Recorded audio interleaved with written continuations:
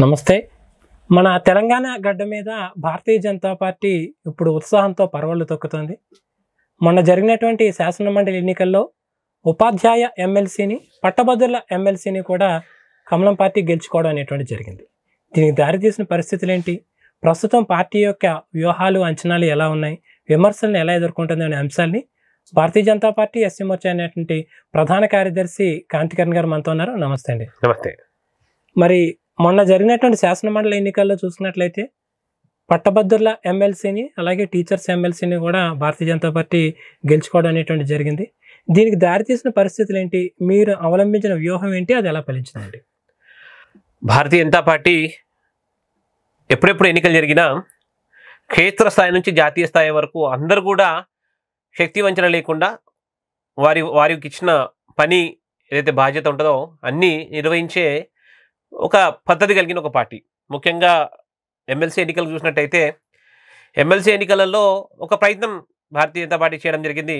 ప్రతి ఒక్క 25 ఓటర్లకి క్షేత్రస్థాయిలో ఒక కార్యకర్తని ఎంపిక చేసి ఆ ఒక కార్యకర్తకు 25 ప్రముఖ అని పేరిచ్చి ఆ 25 మంది ఓటర్లని ఈ క్షేత్రస్థాయిలో ఉన్న కార్యకర్త వెళ్ళి కలిసి భారతీయ జనతా పార్టీ ఏ రకంగా అయితే దేశం నరేంద్ర మోడీ గారి నేతృత్వంలో పనిచేస్తున్నది, నరేంద్ర మోడీ గారి వల్ల ఏ రకంగా అయితే ఈ దేశంలో వివిధ రూపాలలో పరివర్తన దేశం చెందుతున్నది, ఆర్థికంగా బలోపేతం అవుతున్నది, ఇవన్నీ విషయాలను కూడా ఒక ఓటర్ వరకు క్షేత్రస్థాయిలో కార్యకర్త తీసుకునే ప్రయత్నం చేయడం జరిగింది. ఎక్కడొక చోట భారతీయ జనతా పార్టీ ఏదైతే ప్రయత్నంలో భాగంగా ఏదైతే పూర్తి శక్తి పెట్టి ఈ పని చేస్తుందో అది ఫలితాలు స్పష్టంగా మన ముందు కనబడుతున్నాయి. దాంట్లో పరిణామమే 3 ఎన్నికలలో 3 సీట్లలో 2 సీట్లు అటు గ్రాడ్యుయేట్స్ ఒక సీటు, అదే రకంగా టీచర్స్ ఒక సీటు భారతీయ జనతా పార్టీ గెలుచుకోగలిగింది. అయితే ఇప్పుడు సాధారణంగా పాలిటిక్స్లో చూస్తే కనుక అధికార పార్టీకి శాసనమండలి ఎన్నికలు, సంస్థ సంస్థల ఎన్నికలు అనేటువంటి అల్లేరు మీద నడక కింద ఉంటాయండి. కానీ మొన్న జరిగిన అసెంబ్లీ ఎన్నికల్లో కాంగ్రెస్ పార్టీ అధికారంలోకి వచ్చి ఏడాది పూర్తి కాకుండానే మనకు దాదాపుగాను ఏడాది అవుతున్నటువంటి పరిస్థితుల్లో కూడా మీకు ఇంత నెగిటివ్ రిజల్ట్ ఎందుకు వచ్చింది? సిట్టింగ్ ఎమ్మెల్సీని కాంగ్రెస్ పార్టీ పోగొట్టుకోవడం అనేటువంటి దీన్ని ఎలా చూడొచ్చండి? సహజంగా ఒక ఎన్నిక మామూలుగా సార్వత్రిక ఎన్నికలు ఒక రకంగా, ఈ గ్రాడ్యుయేట్స్ టీచర్స్ ఎన్నికలు ఇది ఇంకో రెండింటిని కంపేర్ చేయలేం. ఇది బేసికల్గా ఏదైతే పట్టభద్రుల ఎన్నిక కానీ టీచర్స్ ఎన్నిక కానీ కొంచెం ఒక మేధావి వర్గం సంబంధించిన ఎన్నిక. చదువుకున్న వాళ్ళు ముఖ్యంగా ప్రతి ఒక్క చదువుకున్న వ్యక్తి ఈరోజు తెలంగాణలో అయితేంది దేశం నలుమూలలో ఏ రకంగా ప్రభుత్వాలు పనిచేస్తున్నాయి, ఏ రకంగా పాలకులు వాగ్దానాలు చేస్తారో ఆ వాగ్దానాలు అమలు చేసే క్రమంలో ఏ రకంగా అయితే వాళ్ళు పరిపాలనలో డీవియేషన్ తీసుకొస్తున్నారో, అన్నీ దొంగ వాగ్దానాలు చేయాలి, దాన్ని అమలు చేసేటప్పుడు దాన్ని ఏదో రకంగా డైల్యూట్ చేయాలి అని చూస్తూ వస్తున్నాం. ఇంతకుముందు కేసీఆర్ కూడా అదే రకంగా ఆయన కేవలం ఆయన ఖజానా నింపుకోవడం మాత్రమే పరిపాలన ప్రభుత్వం యంత్రాంగాన్ని పనిచేసింది. మనకందరికి తెలుసు ఎంతో సర్ప్లస్ బడ్జెట్తోని తెలంగాణ ఆవిర్భవించిన తర్వాత 10 సంవత్సరాల మూర్ఖపు పాలన వల్ల తెలంగాణ నెగిటివ్ బడ్జెట్లోకి పోయింది, లోటు బడ్జెట్లోకి పోయింది. ఈరోజు ముఖ్యమంత్రి రేవంత్ రెడ్డి అధికారంలోకి వచ్చిన తర్వాత అన్ని ఆచరణకు సాధ్యం కానీ ఏవైతే వాగ్దానాలు ఆయన చేసిండో వాటి ఆధారంగా ఎన్నికలు గెలిచి ఈరోజు చూసినట్టయితే అంటే సార్వత్రిక ఎన్నికల సమయంలో ఎవరైతే సాధారణ ఓటర్లు ముఖ్యమంత్రి గారు చెప్పిన వాగ్దానాలు అది అమలు సాధ్యము అనుకొని ఓటేస్తున్నారు, కానీ వాస్తవికత గ్రహించిన ఎవరైతే పట్టభద్రులు ఏదైతే టీచర్స్ ఈ ముఖ్యమంత్రి గారు ఏదైతే వాగ్దానాలు చేస్తున్నారో అది ఆచరణ యోగ్యం కాదు, అమలుకు యోగ్యం కాదు అని గ్రహించడం వల్లనే ఈరోజు వాళ్ళందరూ కూడా మార్పుకి ఎవరైతే మార్పు తేగలుగుతారో నరేంద్ర మోడీ గారి నేతృత్వంలో దేశం నలుమూలలో ఏ రకైతే ప్రగతి చెందుతున్నదో, దేశం నలుమూలలో ఏ రకంగా అయితే ఆర్థికపరమైన సంస్కరణల వల్ల ఈ దేశంలో వాస్తవికత ఏదైనా మనము ప్రగతి కనబడుతున్నదో అది మన తెలంగాణలో కూడా జరగాలి అనే ఆకాంక్షతోని ఈ పట్టభద్రులు అయితే ఏంది, టీచర్స్ అయితే ఏంది, Bharatiya Janata party teachers MLC, Bharatiya Janata party పట్టభద్రుల ఎమ్మెల్సీ గెలిచినప్పుడు దానివల్లనే తెలంగాణలో కూడా ప్రగతికి కావాల్సిన ఒక నాంది ముందుకు పోతుంది, నరేంద్ర మోడీ గారి వల్లనే అది సాధ్యము అని వారి విశ్వాసంతోనే ఈ ఓటు రూపంగా వాళ్ళందరూ కూడా భారతీయ జనతా పార్టీ బలపరిచిన క్యాండిడేట్లకి గెలిపేయడం జరిగింది. అయితే మీరు అనడం ఏంటంటే ముఖ్యమంత్రి రేవంత్ రెడ్డి గారు ప్రజల్ని తప్పుదారి పట్టించారు, ఆలోచన హామీలు ఇచ్చేసి ఆ రకంగా అధికారంలోకి వచ్చారు, ప్రజలు వాస్తవాలు గ్రహించారని చెప్పేసి మీరు చెప్తున్నారండి. కానీ రేవంత్ రెడ్డి గారు అనడం ఏంటంటే కనుక భారతీయ జనతా పార్టీ ప్రజలను తప్పుదారి పట్టిస్తుంది, తెలంగాణని నేను అభివృద్ధి చేయాలని సాయశక్తిలా పనిచేస్తున్నప్పటికీ రావాల్సిన నిధులు కానీ రావాల్సిన ప్రాజెక్టులు కానీ రాకుండా బీజేపీ నాయకులు అడ్డుపడుతున్నారు, దానివల్ల రాష్ట్ర అభివృద్ధి ఆగిపోయింది అని అంటున్నారు. మీ సమాధానం అండి? భారతీయ జనతా పార్టీ నేతృత్వము ప్రగతిని ఆధారంగానే ఈ దేశంలో గెలుచుకుంటూ అన్ని రాష్ట్రాలలో అధికారంలోకి వచ్చింది. ఎక్కడ కూడా ప్రగతికి ఆనకట్ట పెట్టే మానసికతనే భారతీయ జనతా పార్టీ నేతృత్వానికి ఎక్కడ కూడా లేదు. ఒకటి. రెండోది, తెలంగాణ ముఖ్యమంత్రి ఏదైతే ఫెడరల్ స్ఫూర్తి గురించి మాట్లాడుతుంటాడో ఆ ఫెడరల్ స్ఫూర్తి గురించి దానికి కొలమానాలేంది? ఇప్పుడు కేంద్రం నుంచి నిధులు వస్తే ఆ వచ్చిన నిధుల్ని సరైన రీతిలో ఉపయోగించుకొని దానికి సంబంధించిన యూటిలిటీ సర్టిఫికేట్ ఇస్తే రెండవ విడత సంబంధించిన డబ్బులు వస్తుంటాయి. ఇది బేసికల్గా ఒక standard give and take policy కింద ప్రాసెస్ ఇది. కానీ మొన్న ముఖ్యమంత్రి గారు ఆగమేఘాల మీద ఉత్తమ్ కుమార్ రెడ్డి గారు తీసుకెళ్లి ఢిల్లీలో ప్రధానమంత్రి గారికి ఇన్ని లక్షల కోట్ల రూపాయలు మాకు మీరు ఇవ్వాలి అన్నట్టుగా లెటర్ ఇవ్వడం జరిగింది. దాని మర్నాడే ప్రైమ్ మినిస్టర్ ఆఫీస్కి వెళ్ళి కూడా ఒక లెటర్ ముఖ్యమంత్రి గారికి రావడం జరిగింది. ఏమిటంటే కేంద్ర ప్రభుత్వం ఏవేవైతే పథకాలు తెలంగాణలో అమలు చేయాలని అనుకుంటుందో దానికి కావాల్సిన కనీస సౌకర్యాలు, ఉదాహరణకి రోడ్ వైడ్ ఒక నేషనల్ హైవే కింద రోడ్ వేయాలంటే మీరు తెలంగాణ నుంచి రోడ్డు కేటాయింపు చేయట్లేదు, ఎయిర్పోర్ట్ కట్టాలంటే దానికి సంబంధించిన భూమి చూపించట్లేదు. ఆ రకంగా అంటే డైరెక్ట్ ప్రైమ్ మినిస్టర్ ఆఫీస్ నుంచి ముఖ్యమంత్రి గారికి ఒక డైరెక్ట్ డిఓ లెటర్ వచ్చింది. ఏవేవైతే స్టేట్ గవర్నమెంట్ చేయట్లేదో అన్ని విషయాలు కూడా ప్రస్తావించి కూడా లెటర్ ఇవ్వడం జరిగింది. అంటే చెయ్యాల్సింది ముందు రాష్ట్ర ప్రభుత్వము చెయ్యకోకుండా కేంద్రాన్ని మీద ఏదైతే అబద్ధపు ప్రచారం చేయడం అనేది దుర్మార్గం. ఒకటి. రెండోది, తెలంగాణలో ఏ రకంగా అంటే అధికారంలో ఉన్న కాంగ్రెస్ పార్టీ, ఇంతకుముందు అధికారంలో ఉన్న టీఆర్ఎస్ పార్టీ ఏదైతే ముందు కూడా అదే రకమైన వైఖరి ఏదైతే టీఆర్ఎస్ పార్టీ ఏ రకంగా అయితే మాట్లాడుతున్నాయి అదే రకంగా ముఖ్యమంత్రి గారు రేవంత్ రెడ్డి గారు కూడా మాట్లాడుతున్నారు. కానీ వ్యవహరించే పద్ధతి ఫెడరల్ స్ఫూర్తిలో కేంద్రం నుంచి ఒక పథకం వస్తే ఆ పథకం ఎవరి వల్ల రాష్ట్రానికి వస్తుంది అని గ్రహిస్తూ దాన్ని సరైన రీతిలో ప్రజలకు కూడా తెలిసేటట్టు చూపించాలి. ఉదాహరణకి చెప్తాను. ఇప్పుడు మనం బస్తీలలో చూస్తుంటాం, బస్తీ దవాఖానా అంటుంటారు, హెల్త్ సెంటర్స్ అంటుంటారు. హెల్త్ సెంటర్స్ 90% మొత్తం కూడా నిధులు కేంద్ర ప్రభుత్వము హెల్త్ మిషన్ నుంచి వస్తుంటాయి. బస్తీ దవాఖానాలో అవన్నీ కూడా డాక్టర్ శాలరీ నుంచి మొదలుకొని దాంట్లో యూజ్ చేసే మెడిసిన్స్ కాడికి వెళ్ళి అన్ని కూడా ఇన్ఫ్రాస్ట్రక్చర్ అంతా కూడా కేంద్ర ప్రభుత్వం ఇస్తుంది. బస్తీ దవాఖానాని స్టేట్ గవర్నమెంట్ బోర్డు పెట్టుకుంటారు. ఎక్కడ కూడా కేంద్ర ప్రభుత్వము సంబంధించిన ప్రైమ్ మినిస్టర్ గారి ఫోటో కానీ ఎక్కడ కానీ ప్రచారంలోకి రాదు. కేంద్ర ప్రభుత్వము ప్రధానమంత్రి పేరు మీద గరీబ్ కళ్యాణ్ యోజన పేరు మీద పేదలకు కూడా ఉచితంగా బియ్యం ఇస్తుంది. కరోనా కాలం నుంచి మనకందరికీ తెలుసు. ఎక్కడైనా సరే మీరు ఏదైనా పబ్లిక్ డిస్ట్రిబ్యూషన్ ఆఫ్ షాప్ ఏదైతే రేషన్ షాప్ లో ఎక్కడైనా పోయి ఎక్కడైనా ప్రైమ్ మినిస్టర్ గారి ఫోటో ఉందా అని స్థానికంగా ఉన్న చాలా మంది బీజేపీ కార్యకర్తలు ఎన్నో సందర్భాలలో రాష్ట్ర ప్రభుత్వాన్ని ప్రశ్నించడం జరిగింది. ముఖ్యమంత్రి గారు మరి గరీబ్ కళ్యాణ్ యోజన కింద ఈ డబ్బులన్నీ కూడా కేంద్ర ప్రభుత్వం ఇస్తుంది కదా, మరి మీరు ఎక్కడైనా ప్రధానమంత్రి గారు మోడీ గారు ఫోటో పెట్టండి అంటే ఎక్కడ పెట్టలేదు. మొన్న నిర్మలా సీతారామన్ గారు ఏదో పని మీద వారి తెలంగాణ పర్యటనలో భాగంగా వారు హైదరాబాద్కి వచ్చి ఒక పబ్లిక్ డిస్ట్రిబ్యూషన్ షాప్ కి పోయి వారు డైరెక్ట్ గా షాప్ కీపర్ని కూడా ప్రశ్నించడం జరిగింది. అక్కడ ఎవరైతే ఫుడ్ డిస్ట్రిబ్యూషన్ సంబంధించిన అధికారులు వాళ్ళని కూడా నిందించడం జరిగింది. ఎందుకంటే మీరు ప్రైమ్ మినిస్టర్ ఫోటో ఎందుకు పెట్టట్లేదు? వేరే రాష్ట్రాలు అన్ని రాష్ట్రాలలో కూడా ప్రతి రేషన్ షాప్ లో ప్రధానమంత్రి గారి ఫోటో ఉంది. ఎందుకంటే గరీబ్ కళ్యాణ్ యోజన కింద ఇవన్నీ కూడా సరుకులు వస్తున్నాయి, ప్రధానమంత్రి ఇస్తున్నారు కాబట్టి ఆయన ఫోటో పెట్టాలి అంటే పెట్టాం. అంటే ఫెడరల్ స్ఫూర్తిలో ఏదైతే win win situation given policy ఏదైతే ఉంటుందో అది ఎక్కడ కూడా అమల్లోనే లేదు. ఇంకో ఉదాహరణ చెప్తాను. కేంద్ర ప్రభుత్వం నుంచి హెల్త్ మిషన్ లో గర్భిణీ స్త్రీలకు పిల్లలు జన్మించిన తర్వాత ఒక హెల్త్ కిట్ ఇస్తారు. ఆ హెల్త్ కిట్ కూడా 90% నిధులు కేంద్ర ప్రభుత్వం ఇస్తారు. ఇంతకుముందు ముఖ్యమంత్రి గారు ఉన్నప్పుడు కేసీఆర్ ఉన్నప్పుడు కేసీఆర్ కిట్ అని రాసుకున్నాడు, ఎక్కడ ప్రధానమంత్రి గారి పేరు ఉండదు. మన రేవంత్ రెడ్డి గారు వచ్చిన తర్వాత ఆయన ఇంద్రమ్మ పేరు రాసుకొని ఆయన ఇస్తున్నాడు. కానీ ఏ రోజు కూడా ప్రధానమంత్రి గారి నుంచి వస్తున్నారు అనే విషయాన్ని ప్రజలకు తెలవడానికి కారణమవుతుంది. తన ప్రజలకు తెలిస్తే కేంద్ర ప్రభుత్వం ఇక్కడ భారతీయ జనతా పార్టీ బలపడుతుంది. ఇంకో విషయం చెప్తాను.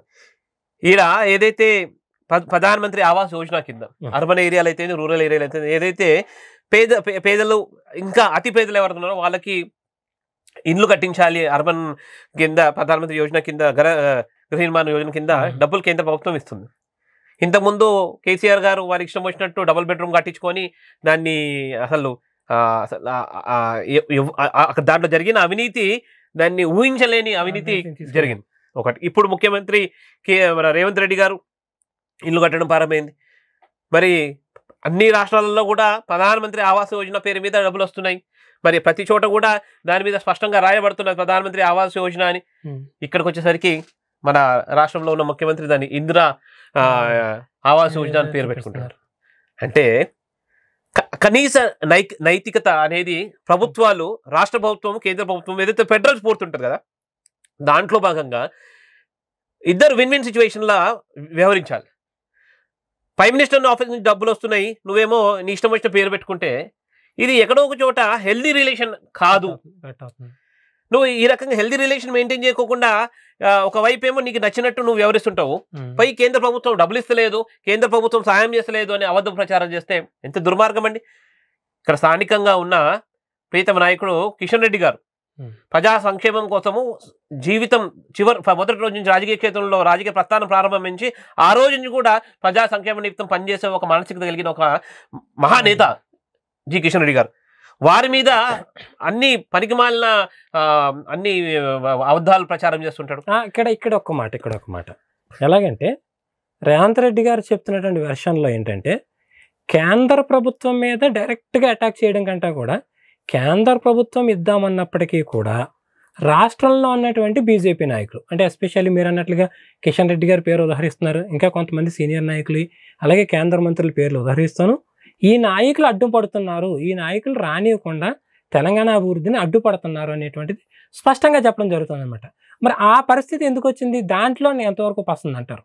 చూడండి, కేవలము ఇది ఒక రకమైన క్యారెక్టర్ అసాసినేషన్ చేయడం, అంటే రాజకీయ ఒక ఏమంటారు వారి యొక్క బ్యాక్గ్రౌండ్ని పాడు చేయాలి, ఏదో రకంగా బట్టగాల్చి మీద వేయాలి అనే ఒక ప్రవృత్తి రేవంత్ రెడ్డిది. కిషన్ రెడ్డి గారు స్పష్టంగా పత్రికా విలేకరులతో మాధ్యమంగా వారు స్పష్టంగా చెప్పడం జరిగింది. ఏవేవైతే నిధులు కేంద్రం నుంచి రాష్ట్ర ప్రభుత్వానికి వస్తున్నాయో దాన్ని సరైన రీతిలో ఖర్చు అయిన తర్వాత ఖర్చైన యూటిలిటీ సర్టిఫికెట్ ప్రొడ్యూస్ చేసి నెక్స్ట్ ఏదైతే వేరే ఫేజ్కి ఫస్ట్ ఫేజ్, సెకండ్ ఫేజ్ అట్లా ఫేజ్డ్ వైజ్ డబ్బులు కేంద్ర ప్రభుత్వం నీతి ఆయోగ్ ఏదైతే సజెస్ట్ చేస్తుంటో దాని ఆధారంగా డబ్బులు ఇచ్చే క్రమం ఉంటుంది కేంద్ర ప్రభుత్వం. ఎక్కడ కూడా స్థానికంగా ఉన్న భారతీయ జనతా పార్టీ నేతృత్వం కానీ, కిషన్ రెడ్డి కానీ, బండి సంజయ్ గారు కానీ అభివృద్ధిని ఆపాలి అనే మానసికతనే కాదు, ఇది కేవలం దుష్ప్రచారం చేసి ఏదో ప్రజల ముందు కిషన్ రెడ్డి గారిని నెగిటివ్గా ప్రొజెక్ట్ చేయాలని ఆలోచన తప్ప భారతీయ జనతా పార్టీ నేతృత్వాన్ని ఒక ఏదైతే ఏ వేగంతోనైతే ప్రజా ఆకర్షణ, ప్రజా ఆదరణ భారతీయ జనతా పార్టీ నేతృత్వానికి పెరుగుతుందో ఇటీవల జరిగిన ఏదైతే ఎమ్మెల్సీ ఎలక్షన్ ఒక స్పష్టమైన ప్రతిరూపం. ప్రజలు అందరూ కూడా భారతీయ జనతా పార్టీ నేతృత్వాన్ని స్వాగతిస్తుంది. ఈ క్రమంలో రాబోయే రోజులలో స్థానిక సంస్థలకు ఎన్నికలు ఉన్నాయి, అక్కడ కూడా ఇదే రకమైన ప్రభావం పడుతుంది. దీన్ని ఎక్కడో ఒక చోట ఏదో రకమైన దుష్ప్రచారం చేసి కిషన్ రెడ్డి గారి మీద, బండి సంజయ్ గారి మీద దుష్ప్రచారం చేసినట్టయితే ఈ ప్రజా ఆదరణ ఏదైతే భారతీయ జనతా పార్టీ వైపు పోతున్నదో అది అడ్డుకట్ట పెట్టడానికి అవకాశం ఉంటుందని ఈ రకంగా ప్రజలు ఒక దృష్టి మళ్లించి కిషన్ రెడ్డి గారి మీద బురద జల్లే ప్రయత్నం జరుగుతుంది. అంతేగాని దీంట్లో ఏమాత్రం కూడా వాస్తవాలు లేదు. రేవంత్ రెడ్డి గారు స్పష్టంగా ముందు ఏవేవైతే కేంద్ర ప్రభుత్వం డబ్బులు ఇచ్చిందో ఆ ఇచ్చిన డబ్బుల్ని దాని గైడ్ లైన్స్ ప్రకారం దాన్ని పూర్తిగా ఫస్ట్ యూటిలైజ్ చేసి దాని యూటిలిటీ సర్టిఫికేట్స్ కనుక కేంద్ర ప్రభుత్వం ఇస్తే ఆటోమేటిక్గా ఇన్ జనరల్గానే కేంద్ర ప్రభుత్వం నుంచి రావాల్సిన నిధులు వస్తూనే ఉంటాయి, ఎక్కడ కూడా ఆగడానికి అవకాశమే లేదు. మొన్న జరిగినటువంటి ఎమ్మెల్సీ ఎన్నికల్లో భారతీయ జనతా పార్టీ గెలుపు సాధించింది. ఇక్కడ ఓటర్స్ ఎవరు? టీచర్స్. ఎమ్మెల్సీకి సంబంధించినంత వరకు హై స్కూల్ టీచర్స్, లెక్చరర్స్, వీళ్ళు అంటే బాగా చదువుకున్న వాళ్ళు. ఇక్కడ పట్టభద్రుల ఎమ్మెల్సీ స్థానంలో గ్రాడ్యుయేట్ చేసినటువంటి, డిగ్రీ చేసినటువంటి ఉద్యోగులు, నిరుద్యోగులు, యువత వీళ్ళనమాట.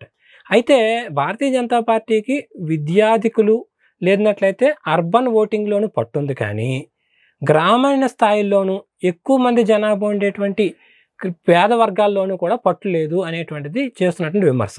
మరి రేపు రాబోయే రోజుల్లో స్థానిక సంస్థల ఎన్నికలు ఎక్కువగా ఇదే ఓటింగ్తో ముడిపడి ఉంటాయి. మరి ఆ ప్రజల్లోకి భారతీయ జనతా పార్టీ వెళ్ళగలుగుతోందా, వెళ్ళి నిలబడుతుందా, ఎలా ఉంటుందంటారు పరిస్థితి? మన తెలంగాణలో ఓటర్లు ఎవరైతే సాధారణ ఓటర్లు ఎవరైతే ఉన్నారో రాజకీయంగా ఏదైతే పరివర్తన జరుగుతున్నదో అది బాగా గమనిస్తుంటారు. ఎప్పుడెప్పుడైతే ఏ రకమైన మార్పులు జరుగుతుంటాయో ఆ మార్పుల ఆధారంగా ప్రజలు ఆ నాయకుడిని స్వాగతించే ఒక ప్రక్రియ మన తెలంగాణ ప్రజలలో మనం చూసినాం. దాంట్లో భాగంగానే మొన్న ఏది 2024లో 24 జరిగిన ఏదైతే సార్వత్రిక ఎన్నికలు జరిగినాయి, ఎవరైనా కల్పన చేస్తున్నారా, ఊహించిండ్రా 8 మంది భారతీయ జనతా పార్టీ ఎంపీలను గెలిచే పరిస్థితి భారతీయ జనతా పార్టీ ఉందా? అంటే ఒక చిట్ట చివర గ్రామంలో ఒక బూత్లో నుంచి మొదలుకొని పట్టణాలలో బాగా హైలీ ఎడ్యుకేటెడ్ వరకు కూడా అందరూ ఓటేస్తేనే కదా 8 మంది ఎంపీలు గెలిచిండ్రు. మరి భారతీయ జనతా పార్టీకి ఏమి దాఖలాలే లేవు, 8 మంది ఎంపీలు గెలిచిన పూర్వ ఉత్తరాలే లేవు. మరి ఏ రకంగా గెలిచిండ్రు అంటే దీనికి కారణం ఏంటంటే నరేంద్ర మోడీ గారి నేతృత్వం. నరేంద్ర మోడీ గారు ఏ రకంగా అయితే దేశం నలుమూలలో వారి యొక్క ప్రగతి పరమైన ఏదైతే ప్రగతిశీలమైన గవర్నెన్స్ ఏదైతే చేస్తున్నారో దాన్ని ఒక సాధారణ ఓటర్ చిట్ట చివరి గ్రామంలో ఉన్న ఒక చిట్ట చివరిలో ఉన్న ఒక సాధారణ ఓటర్ కూడా అది గమనిస్తున్నాడు. భారతీయ జనతా పార్టీ సిద్ధాంతమే అది. ఏదైతే భారతీయ జనతా పార్టీ ఏదైతే పథకం తెచ్చినా కానీ అంత్యోదయ సిద్ధాంతం ఆధారంగా, అంటే పూరెస్ట్ ఆఫ్ పూర్, ఆ చిట్ట చివరిలో ఊర్లో ఉన్న చిట్ట చివర ఉన్న ఒక సాధారణమైన వ్యక్తి కూడా ఏమాత్రము అడ్డంకులు లేకుండా ప్రభుత్వం ఒక ఫలితాలు అతని వరకు చేరాలి అనే సిద్ధాంతంతో భారతీయ జనతా పార్టీ పనిచేస్తుంటుంది. కాబట్టి ఏ పథకం తెచ్చినా కూడా కేంద్ర ప్రభుత్వం నరేంద్ర మోడీ గారి నేతృత్వంలో అంత్యోదయ సిద్ధాంతం ఆధారంగా గరీబ్ కళ్యాణ్ యోజనను మొదలుకొని అటు ప్రధానమంత్రి ఆవాస్ యోజన వరకు అయితే ఏదైతే ఏమి అటు అదే రకంగా ముద్రా యోజన నుంచి మొదలుకొని ఇటు స్టార్టప్ ఇండియా నుంచి ఏదైతే ఈ కులం ఆ కులం ఎస్సీలు బీసీలు అన్ని వర్గాల వరకు కూడా వికాసం ఆధారంగానే వారి యొక్క కేంద్ర ప్రభుత్వం ఏదైతే పథకాలు చేస్తుందో వారి లబ్ధి వారి దాకా చేర్చే ప్రయత్నంలో భాగంగానే ఈరోజు తెలంగాణలో ఉన్న ప్రజలు కూడా అన్ని వర్గాల వాళ్ళు కూడా నరేంద్ర మోడీ గారి నేతృత్వంలో మిగతా రాష్ట్రాలు ఏ రకంగా అయితే ప్రగతి చెందుతాయో ఇది తెలంగాణలో కూడా నరేంద్ర మోడీ గారి నేతృత్వము, నరేంద్ర మోడీ గారి దూరదృష్టి కలిగిన ఒక గవర్నెన్స్ అవసరము అని భావించే మొన్న ఎంపీ ఎన్నికలలో 8 ఎంపీలు గెలిపించారు. నిన్న చదువుకున్న వాళ్ళందరూ కూడా ఎమ్మెల్సీలు గెలిపించారు. రాబోయే రోజులలో భారతీయ జనతా పార్టీ నరేంద్ర మోడీ గారి నేతృత్వంలో స్థానిక సంస్థల ఎన్నికలలో కూడా సాధారణమైన ఓటర్లు కూడా స్థానిక ఎన్నికలలో కూడా భారతీయ జనతా పార్టీ కార్యకర్తలకి భారతీయ జనతా పార్టీ నేతృత్వానికి పట్టం కడుతుందనే విశ్వాసం మాకున్నది. అయితే భారతీయ జనతా పార్టీకి ఫైనల్గా చూసుకున్నట్లయితే కనుక మనకి దక్షిణాది రాష్ట్రాల్లో పట్టుండదు, దక్షిణాది రాష్ట్రాలు కలిసి రావని చెప్పేసి ఇప్పటి నుంచో ఉన్నటువంటి మాట. అడపా కర్ణాటకలో మినుకుమంటుంది తప్ప లేదని అంటున్నారు అనమాట. మరి తెలంగాణలో ఫైనల్గా భారతీయ జనతా పార్టీ విజయ పతాకం ఎగరవేసేటువంటి అవకాశాలు స్కోప్ దగ్గరలో కనిపిస్తున్నాయా? ఇతర పరిస్థితి ఏంటండి? చూడండి, భారతీయ జనతా పార్టీ ప్రారంభం నుంచి మొదలుకొని ఈ రోజు వరకు కూడా రాజకీయ ప్రస్థానం చూసినట్టయితే 2 ఎంపీల నుంచి రాజకీయ ప్రస్థానం ప్రారంభమైన భారతీయ జనతా పార్టీ ఈరోజు అధికారంలో 3 సార్లు చేరుకోగలిగింది. అంటే నిరంతరం చరవైతి నిరంతరం పని చేసుకుంటూ పోయే ఒక మానసిక కలిగిన ఒక పార్టీ భారతీయ జనతా పార్టీ. నిరంతరం ప్రజల సంక్షేమం కోసము తప్పిస్తున్న పార్టీ భారతీయ జనతా పార్టీ. ప్రజల సంక్షేమం కోసము పనిచేస్తున్న ఒక కార్యకర్త భారతీయ జనతా పార్టీ కార్యకర్త. కాబట్టి భారతీయ జనతా పార్టీ కార్యకర్త ప్రతి గ్రామంలో ప్రతి బూత్లో కూడా చాలా క్రియాశీల పద్ధతిలో పనిచేస్తున్నాడు. మాకు సంపూర్ణమైన విశ్వాసం ఉంది. రాబోయే రోజులలో కూడా స్థానిక సంస్థ ఎన్నికల నుంచి మొదలుకొని రేపు వచ్చే జిహెచ్ఎంసీ ఎన్నికల వరకు, దాని తర్వాత ఏవైతే తెలంగాణ జనరల్ ఎలక్షన్స్ అయితే దాంట్లో కూడా భారతీయ జనతా పార్టీ గణనీయంగా ప్రగతి కనిపిస్తుందని మా విశ్వాసం. మొత్తమే చూసుకున్నట్లయితే కొంతకాలంగా తెలంగాణ గడ్డ మీద భారతీయ జనతా పార్టీ అంతకంతకు పురోగతి సాధిస్తోంది. మన తెలంగాణలో బీజేపీ అనేటువంటిది విజయ ప్రపంచమే కొనసాగిస్తుందని చెప్పేసి కాంతికరణ్ గారు చెప్తున్నారు. ధన్యవాదాలు. నమస్తే. Mind Media, the voice of India.